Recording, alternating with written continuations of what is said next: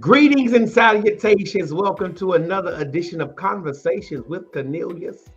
I am your host, Cornelius, and y'all see I have the lovely Making Money with Monique. Let's chop it up. Radio personality. Listen, she has a plethora of titles that I will get into in the interview. We are just grateful to have her in this space with us today. Let me tell you a little bit about her. She's a Murfreesboro personality, Nashville personality. I will not give her age because for some reason, the African American experience with women in ages. Listen, Not listen, me. You can give listen. mine. I can give yours. 46. I thank God for every one of these years, baby. Listen, I was gonna tell it, y'all, but she told it for me. Stay tuned.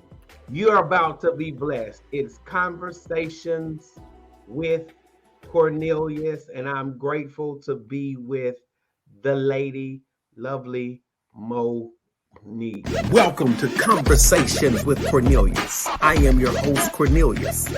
Today, you will be engaged, entertained, and educated.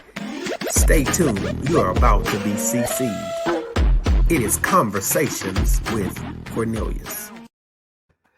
Good morning, good evening, good night, wherever you're watching, whenever you're watching.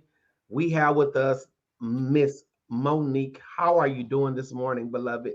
I am amazing. I'm honored to be on your show. Thank you so much for that warm welcome. I can't wait to chop it up with you. Listen, and before you chop it up with me, I do believe this coming week I'll be chopping it up with you on your show.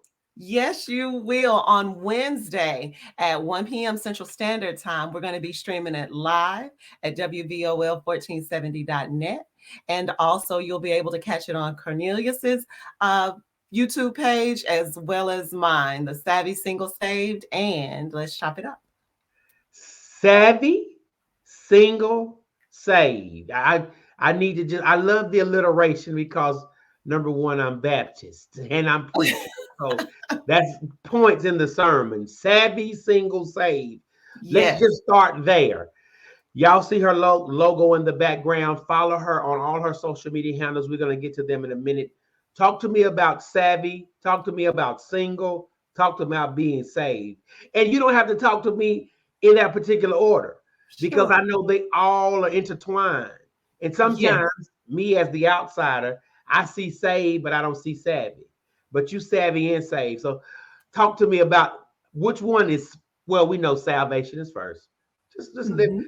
let me in on the secret of savvy. How about that? I'll be glad to. And actually, I love how the Holy Spirit led your show this morning on talking about layers, because that is precisely what Savvy, Single, and Saved is about. We are not just one thing. We should all be striving to be the best at all of the layers of us, even the layers that need to be taken off, but also the layers that need to be added on.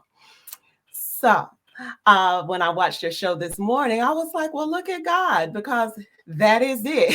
It's He has tapped into the core and the essence of my exact and literal platform. So, how Savvy Single Saved even came about, God, put on my heart. He's been making crystal clear and connecting the dots for all the layers that He created me with, all the ways He made me, the different aspects of my life, not just child of God, not just author, not just radio host, also mother, sister, friend, coach, purpose coach, and financial coach.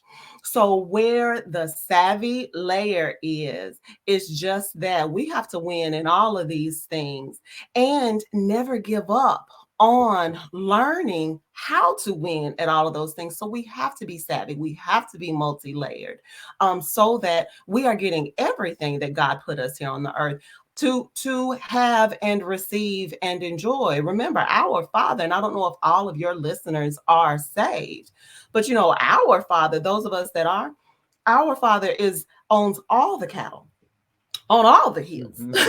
So if He's got that, and he created each one of us individually with purpose. We have to go on and get this thing. It's time out for, okay, I'm saved now and that's it. No, Jesus didn't die for us to just get to heaven. He died for us to also live abundantly here on earth, which is why he walked the walk that he did and he taught his disciples.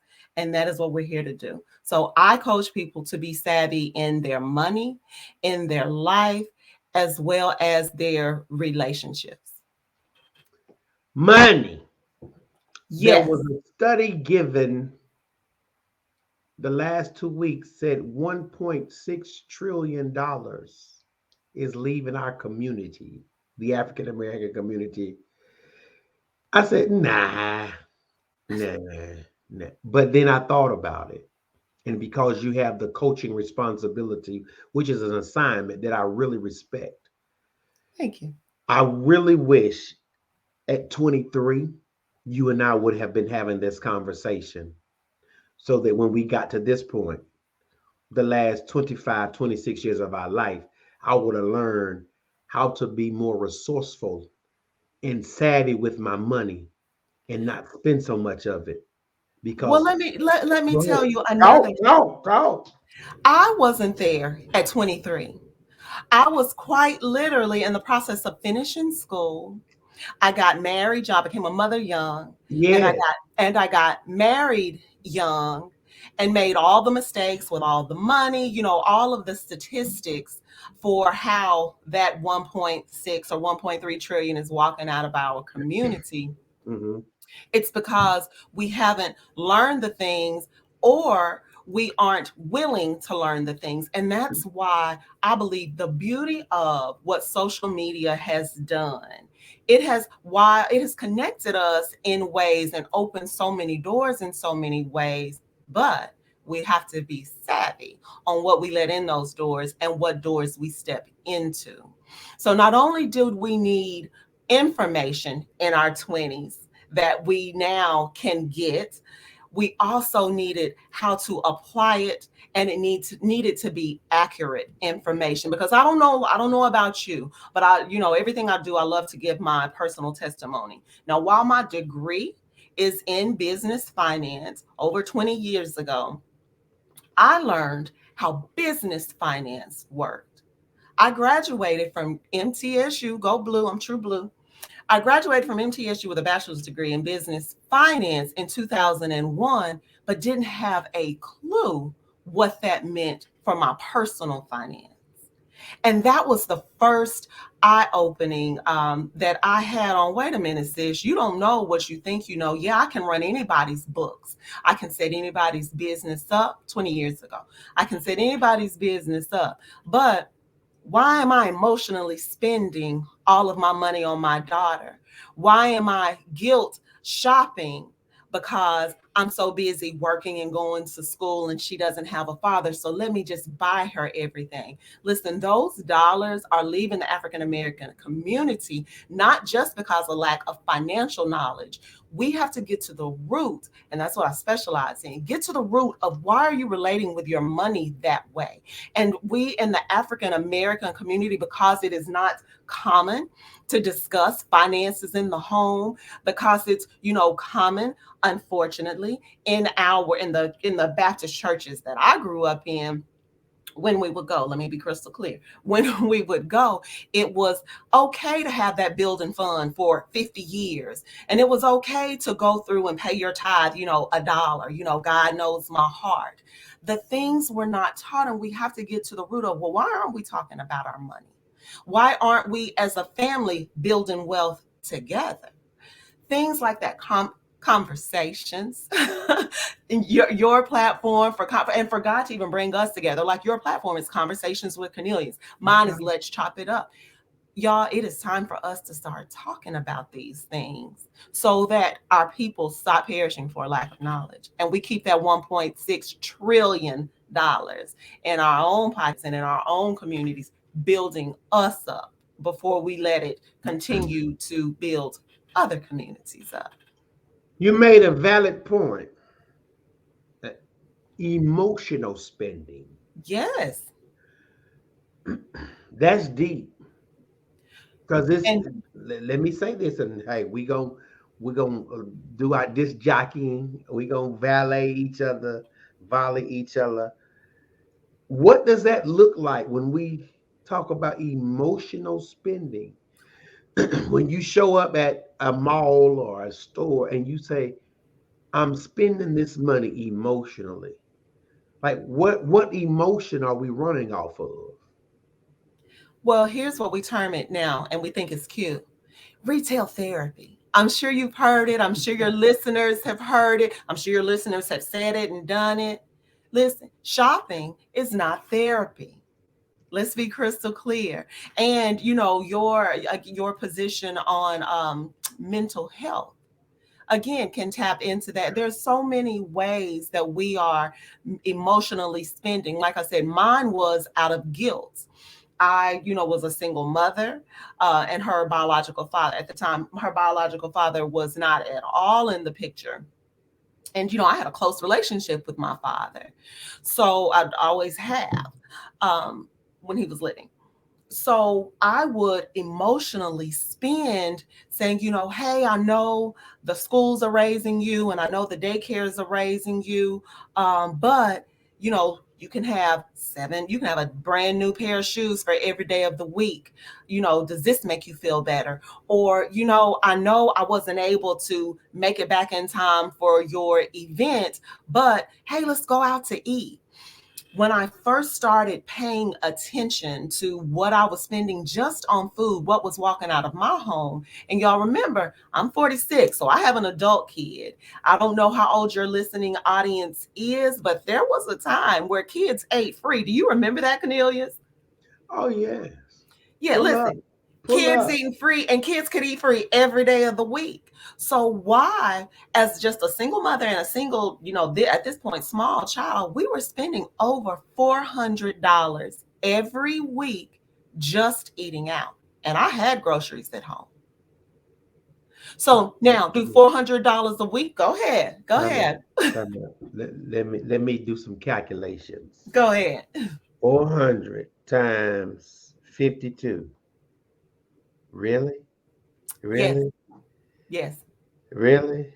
Because again, emotionally, all the things that I thought my daughter was missing out by not having this father, oh, we wasn't eating at McDonald's, baby. You could ask my 6-year-old, where you want to go eat? What's your favorite thing to do? She would tell you right quick, crystal clear, Red Lobster. We're talking about $20,000 on food a On year. restaurant food, leaving our community. 20 grand? Yes. And this was when kids ate free. Lord. So yeah, that's why when you gave that figure on that over $1 trillion, it's happening like that. We want to live away. We want to compensate for a thing. And we're doing it by spending. And we're calling it retail therapy. Let me post it. That's why I love it. There it is. Retail therapy. But from the African American experience that you and I both have grown up with, Mhm. excuse me, the building fund, I'm churched. I know church. I know all the other stuff, but I know church. Money was never really talked about in a healthy manner in most of our homes. Exactly. We never had money talks where, let me just say, they were prosperous and they projected some type of wealth building trend. Mhm. Here's what we heard, and this is not a knock to any of our parents. We about Yeah. to go in this store. I ain't got no money. Don't you ask for nothing. Don't you reach for nothing. Don't you break nothing. And I Yeah. know my No. language. I had to get ethnic right there. Uh-huh. But that's Uh-huh. what we heard growing up. Do not ask for anything when we go in this store. I don't have any money. You better not break anything. But we heard, don't ask for nothing. We ain't got nothing. So money talks in our culture, for you and I, we grew up similarly. We did not have those money talks that really drove wealth building. We have a poverty mentality already woven into the culture. So when it's time to communicate wealth, we don't even know how to talk to each other in a respectful manner. And it also, exactly what you said. And I've said those words, but I didn't say, hearing you say it, I need to go back to my now teenage children that used to, I could, if they were on this show right now, I could say, what did I say when we would pull up at a store? And my version was, and mind you, money was not a thing. I'm not saying we're, billionaires, but money was not a thing. And I thought I was teaching my children. I've always, pay this, do this, blah, blah, blah, their entire lives. Mhm. But what I used to say pulling up to a store was, don't ask for nothing, don't touch nothing, and don't embarrass me in this store. Those were Oh, my three every single time. So I inadvertently I was teaching my own children to have a bad relationship with money. Don't ask for nothing. Well, why not? They could have gotten it. Don't touch nothing. Well, why not? So now you have this is taboo. Hearing you say this and realizing, well, I was saying that and we didn't have a money issue. wow. I now have to go back to my children. And when they come back home, I'll be like, so hey, how do you feel about money? Just from words that I have used. Because yes, hearing you say that, I connected. That could have set up a block that, hey, this is taboo. This is as long as I do what she says. But remember, these kids are gonna be adults one day. Right. And see, and I have an adult child that, yes, we still are working on because now she's free to do what she wants to do with her money. And baby, she in a love-hate relationship right now. She is in a love-hate with money because, as I always love to coach, listen, the numbers are the numbers are the numbers. Nobody can beat the numbers. They're going to do exactly what they do, which is why you have to know the rules. So that's why she's in this love hate. Clearly, she's having an emotional thing that doesn't line up with what these numbers will do if you can get this emotion about money fixed. See, we both owe our children and my child and my adult children that I love to call my babies, my cousin child and my godchild that I love dearly. Yeah, it's time for some different talks. It's just Yeah. time. It's time. And we teach them to teach their children when they come along. Look, don't say these are negative words and never don't use these terms. Please don't. Mm-hmm. Because the wealthy don't use that language. Exactly. I, I, Exactly. I mean, I wish I could sit down and this is not to promulgate this particular family above anybody else, but I wish I could sit down with some of the Kennedys, the succession, and just what's the talk? What do y'all talk about? Mm-hmm. Having coming from a major political, not talking about the dark side, but I For don't sure. think they have that type of talk about money. No. And again, the beauty of the conversation is just that you have opened my eyes. And I teach money. I even teach relationships with money. But What words? it's the words. Help me. I'm supposed to have a relationship with money because I've For, never been taught that. for sure. What is my Listen, relationship with money? here is your relationship. Imagine are you married? Married, yes. Okay. So you are with your spouse. You're committed to living life with your spouse. So y'all have to work together. Hmm. Same thing with your money. Was money here before you entered this planet? Yes, it Is was. money the tool, the defense that God says that it is in his word? Money is a defense. Is money going to be here after you leave? You win this thing with money forever. This is your partner. This is your defense and your offense. This is how you're going to do the things to do what you have to do in life, to accomplish what you have to accomplish. For instance, my goal is to give all of my salary away 1 year. But it's not to make the money, it's to give it away so that other things can be accomplished. Yes, go ahead. Hold on, see, that's why I can't wait till we in the studio, because just I'm a giver, and Jesus taught me it's more blessed to give than receive. Yes. I love your goal. My goal is to I've moved beyond 10%. I'm around 15%. My goal is to get to 20% one day. Amen. Not all of it though. Because listen, because of the relationship that I didn't think I had, I see that I now have. Exactly. See, just I think that I don't have a relationship with money, but I see that I really do have a relationship with money. I've never put a framework around that relationship. And possibly the relationship I have with my money is unhealthy. Yes. Yes. Oh my God. Oh my And God. let's dig a little deeper in that, Cornelius.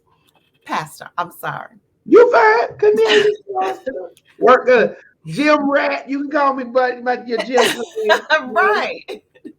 So if you look at having your money in a way that all of your needs are provided for, all of your even wants are provided for, because you've got this thing on autopilot.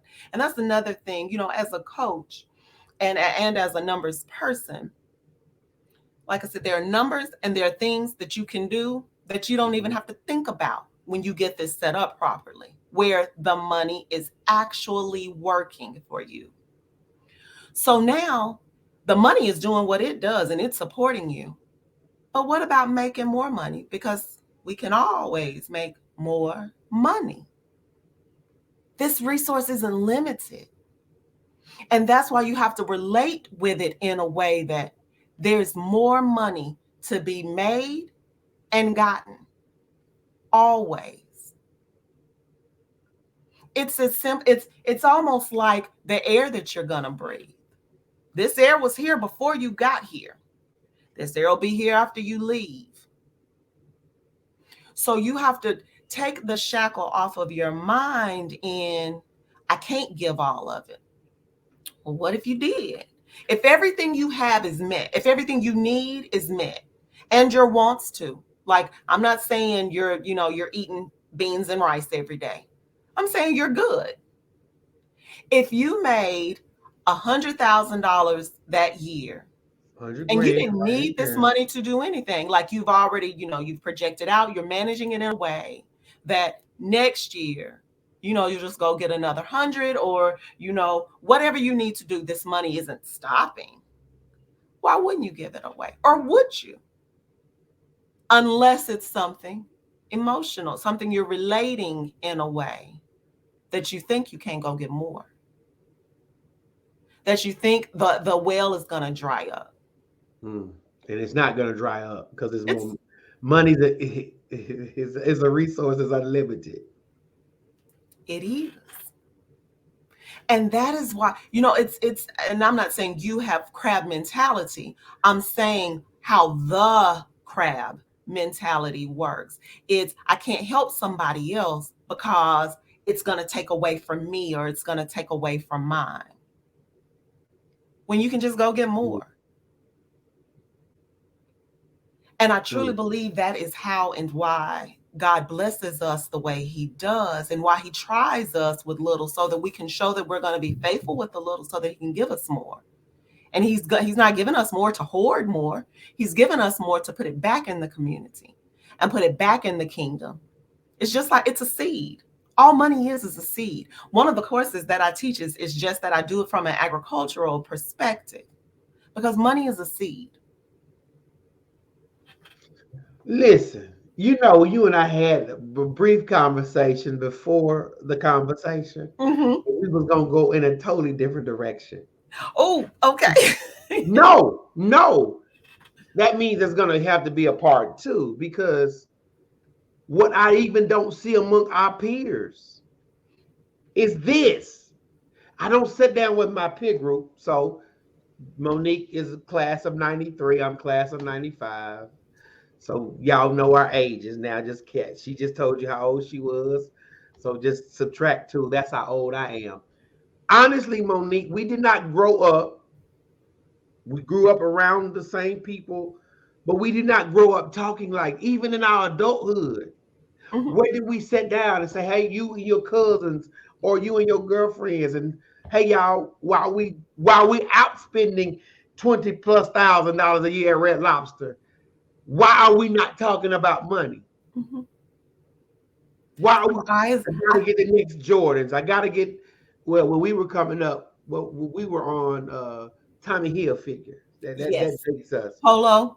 Polo, Tommy Hilfiger, crisscross will make you jump, wearing our Mhm. clothes backwards. The back left eye TLC, you know, that was our trend. Spending money Mm. again. Because here's what we did in our day, especially Monique comes from the Riverdale that ran the show in football. So that's your Mm-mm. I'm Oakland, baby. Mm-mm. oh Oakland. Okay, I'm a okay. patriot. Don't do that. Oh, she's a patriot.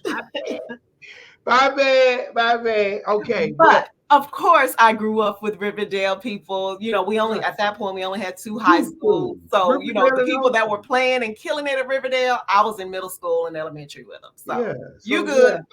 yeah, but we didn't. And to this day, Monique, honestly, even as my pastoral, I talk about money, but I might not emphasize it or communicate it enough. Where I'm going to have a financial class for 6 weeks, and the church is asking for it. Watch this. This is how I know it's God. The church is asking for some things. It's like, okay, y'all, I do these things just by nature, by habit. But hearing you say it, somebody who's truly a voice in the financial industry and district, to come in and do some teaching on financial literacy, I'd love to. that will be like the perfect marriage between your skill set and the communities in which I serve. Because let's just be honest, it's one thing to see it and hear it from people who do not look like us, but it's another thing to see it and hear it from people who got their hair done in the same kitchen where they was cooking bacon. You'll catch that later.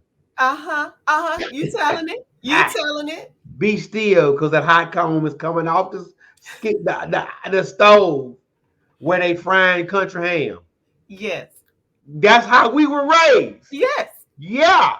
So financial literacy, I'm an emotional spender.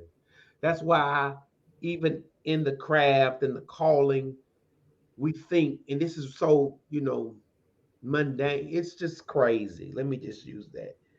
We will go spend $2,000 in a suit we're gonna sweat in. What sense does that make? And have to pay to get cleaned. Because I know you're not putting a $2,000 suit in a washing machine. You've even created a bill for the $2,000 suits. So it makes a lot of sense now. It makes more sense. Like I was ready to get into the emotional healthy church. I promise you, and all of that. I got the book beside me, just us, our background. But you have led me to a place now, and I'm gonna say this and share this with you. Jesus talked about money and giving more than he talked about heaven. Most of his parables was about money or the transaction of money. The prodigal son, he lost his money. The rich young ruler had money. Mhm. Two, five, one, money. One of our favorite scriptures we use in church: be faithful over a few things, rule over marriage. That's a parable of the vineyard. That's about what? Work and exchanging money. Jesus talked about money Mhm. literally more than he talked about heaven. So I must learn, if I'm going to be a disciple, savvy, saved, and spousal or single, I throw that in there. I need to talk about money. And I'm gonna say this, and I'm gonna let you talk, and we're gonna get out of here because we gotta make some transitions and do some other things. I don't think our peer group, a lot of I'm just talking about our friends. I don't think our peers in their relationships, whether they're single or spousal, talk about money. Right. They don't. We need to save up so we can go to Disney World. We need to do this. Da, da, da, da, da. It's always it's still that. Let me say this. It's still projected as a negative emotion to me when we start talking about money. Yeah, you got it. And that's why you have to get to the root. That is why, and I tell everybody, when I'm doing an intro to a webinar, listen, the numbers are the numbers. Anybody that actually knows what they're doing with money can tell you these numbers. Anybody. But baby, if you don't get to your relationship and why you're doing what you're doing with the money, somebody's going to always be ready to, okay, pay me to fix your credit. Okay, pay me to help you save up for this event. Okay, pay me for you to go to school. On and on and on. And that's what I mean by the money was here before you, it's going to be here after you. You have to learn how to use this tool so that it's off of you, so that you are free to, for instance, move around in your marriage and move around freely in your marriage. No, we can't move because we don't know how to move without money. So take it off the table. Right. We don't know how to, we don't know. And let's be honest, Monique, you and I, some of our dearest relationships, whatever the relationship is, ended over money. Listen, God and tell us part. Come on, huh? Come on, set the people free. How many relationships have ended or started about some money? Money. That's it. That's it. People you love. People you love. Listen, lend some money to somebody because you lent it because you trusted them and you loved them. Lend it to them and let them not be able to pay you back. Either they will disappear on you and you still are like, wait a minute, you have no idea. Like to the point that I stopped lending money to friends because I valued the friendship more. Because if something comes up and you can't pay me back, I don't want you to disappear on me. I love you. My. Listen, y'all, we are out of time. We are not out of talk. Now tell these lovely people who you are again. And I don't want to end it, but we're busy people. How do we connect with you on social media? And how do we connect with you for your services? Because trust me, because you got your hair pressed like I did, I need to talk to you about money because we both understand everything evolves and revolves around money. What we used to sing the song, cash moves everything around me, cream. Dollar bill, y'all. Yes. Tay, my favorite. Okay. So how do we connect with you? How do we reach out to you? How do we get your services? Tell us. So again, my name is Monique. My company is Make Money Work. I am author of What's Up With My Money, What's Up With My Credit, What's Up With My Money, Credit, Tweens, Teens, and In-Betweens. I have the page of Savvy Single Saved. My website is savvysinglesaved.com. It lists some of the services. I think I have a few blogs on it. You can reach me directly by sending me an email to moreinfo@MoniqueBayless.com. That's MOREINFO at MoniqueBayless.com.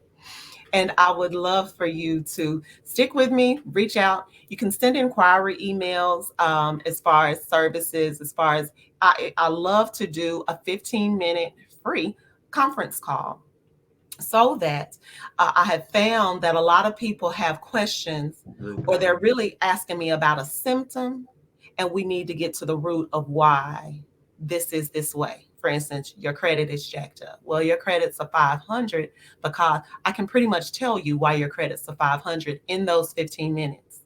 And then we go from there on. Well, this service could help you fix it. This service could help you fix it.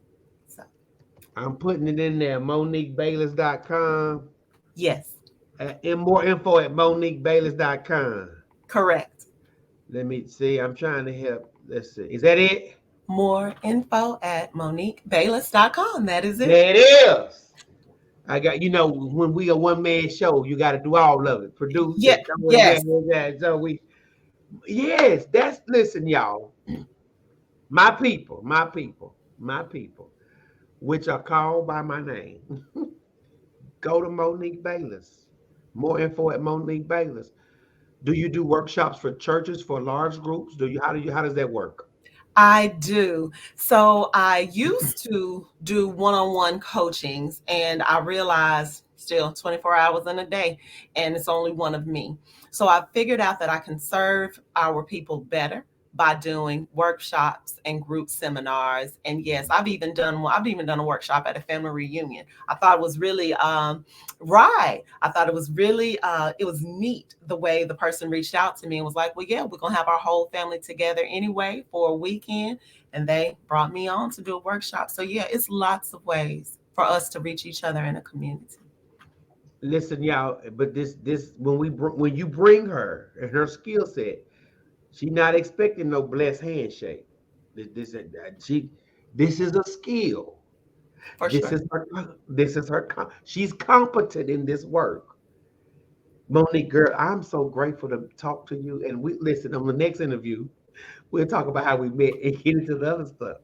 The Yes. Lord just slid this on in, did what he did. And remember tomorrow, Capri Cares. Know that I care that I know. I do that Monday through Friday, Monday through Thursday. Okay. I So, can't wait to share. I want to, yeah. I hope I get in on your show tomorrow just because God gave me something that you triggered. And I was like, well, What? yeah, The Lord spoke to you through me. he I'm did. I'm just joking. He did. He did. So thank you for sending that to me. Thank you. Yeah. Listen, folks, we listen. We are out of time, but we're not out of talk. Monique, just be still for a minute. I thank y'all for tuning in to Capri Cares. And know that I care that I know. Do that Monday through Friday. I thank y'all for tuning into Conversations with Cornelius. I thank y'all for tuning in to Let's Chop It Up, right? Let's Chop It Up That's it. on Wednesday. Give us At the 1 handle. p.m. Central Standard Time. And the radio station is WVOL.net. that's it. So there's a lot of things that take place here. I even have two more radio shows that I do and another podcast. But right now, get Monique on your platform in your church, before your sons, before your daughters. Let's get her to all of these college campuses. Let's get her to these high schools. Let's Yes, get her the middle schools if she'll go that low. I do. Let's get her there, y'all. We want to push. More info at MoniqueBayless.com. Anything else, Monique, before we get out of here? Thank you again. It has been so nice and easy to converse with Cornelius. This is amazing. And yes, like I said, I so enjoyed your Capri Cares this morning. Okay. Blessed me for real. Well, thank you. Well, don't move, and because we run out of time. But y'all, thank y'all for tuning in to Conversations with Cornelius. You just been CC.